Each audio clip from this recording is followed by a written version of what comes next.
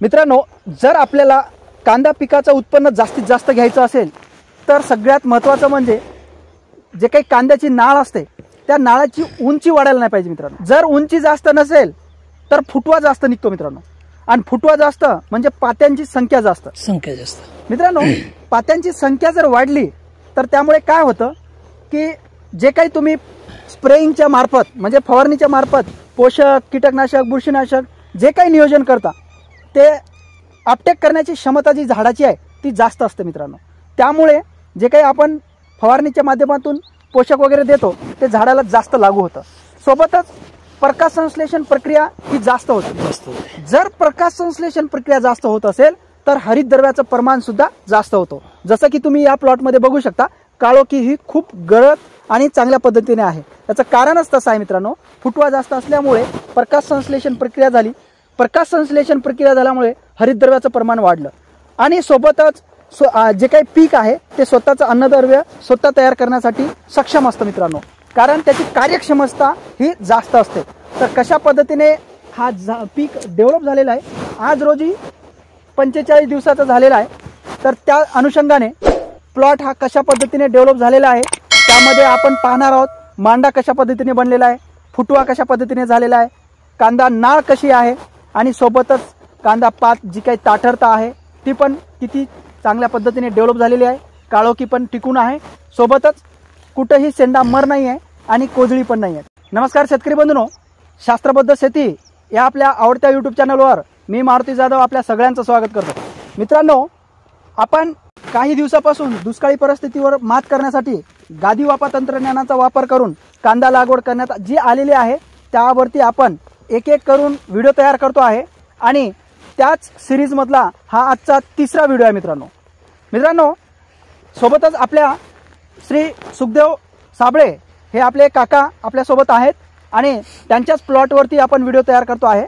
तर या व्हिडिओमध्ये आपण हे दाखवणार आहेत की खऱ्या अर्थाने आज रोजी किती दिवसाचा प्लॉट झालेला आहे, त्यानंतर काय काय स्प्रेइंग झालेले आहेत, पहिलं खत नियोजन, दुसरं खत नियोजन जे काही झालेलं आहे त्यावरती चर्चा करणार आहे आणि सोबतच गादी वापा तंत्रज्ञानाचा वापर करून जो काही प्लॉट डेव्हलप झालेला आहे तो आज रोजी कशा पद्धतीने हे तुम्हाला आम्ही प्रत्यक्षात दाखवणार आहे मित्रांनो।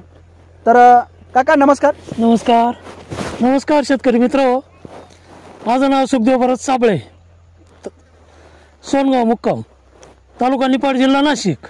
तर आता आपले कांदे 21-22 डिसेंबरला लावण झालेली, तर आज तुमची आहे 3 तारीख 3 फेब्रुवारी, म्हणजे 45 दिवसाचं जवळजवळ रान आपलं झालेलं आहे बा। तर त्याच्या लावणी झाल्याच्या नंतर तणनाशकची फवारणी केली, गोल, कराटे, झिंक ते फवारले। त्याच्यानंतर आता दुसरा हात कराटे, M45 आणि शिलाईट घेतलं होतं पोषक मधलं, त्याची फवारणी झालेली। आणि आंबवण्याच्या आम्हाला 24-24 एकरी 2 बॅग आणि सल्फर 10 किलो, आणि नंतर ड्रीप असल्यामुळे लिक्विड मॅग्नेशियम सल्फेट दिलं, असं केलेलं आहे। तर आता कांद्यांची वाढ व्यवस्थित आहे, खाली मांडाची जी लांबी आहे ती मापात आहे, पत्ती बित्ती एकदम व्यवस्थित होऊ राहिली। धन्यवाद काका। तर मित्रांनो, आपण काकांना असं सांगताना ऐकलेलं आहे की जे काही पहिली फवारणी झालेली आहे ती पहिली फवारणी तण नियोजनासाठी काकांनी केलेली आहे। त्यानंतर दुसरी जे फवारणी आहे त्यामध्ये काकांनी कराटे, सिलाईट आणि M45 हे पोषक प्लस बुरशीनाशक आणि कीटकनाशक म्हणून घेतलेलं आहे मित्रांनो। त्यानंतर जे काही आंबवणीला पहिलं खत आहे काकांचं ते आहे 24-24-0 आणि त्याच्यामध्ये 10 किलो सल्फर। आणि त्यानंतर काकांकडे आज रोजी काकांनी जे काही गादी वापा तंत्रज्ञानाचा वापर करून जे काही कांदा लागवड केलेली आहे त्यासाठी काकांनी ड्रीप टाकलेला आहे आणि या ड्रीपचा पहिला फायदा म्हणून काकांनी 10 किलो मॅग्नेशियम सल्फेट एकरी हे टाकलेलं आहे। तर त्यानंतर आज रोजी 45 दिवसाचा प्लॉट झालेला आहे आणि तो कशा पद्धतीने डेव्हलप झालेला आहे तुम्ही बघू शकता व्हिडिओच्या माध्यमातून की जास्तीत जास्त काळोखी, फुटवा आणि जे काही पात्यांना ताठरता आहे ते सुद्धा तुम्ही बघू शकता। सोबतच मित्रांनो हे पण आपण इथं सांगू इच्छितो की कुठल्याही प्रकारचा सेंडामर नाही आहे, कोजळी ज्याला म्हणतो आपण ते कोजळी पण नाही आहे आणि मांडा जे आहे ते चांगल्या पद्धतीने बनलेला आहे मित्रांनो.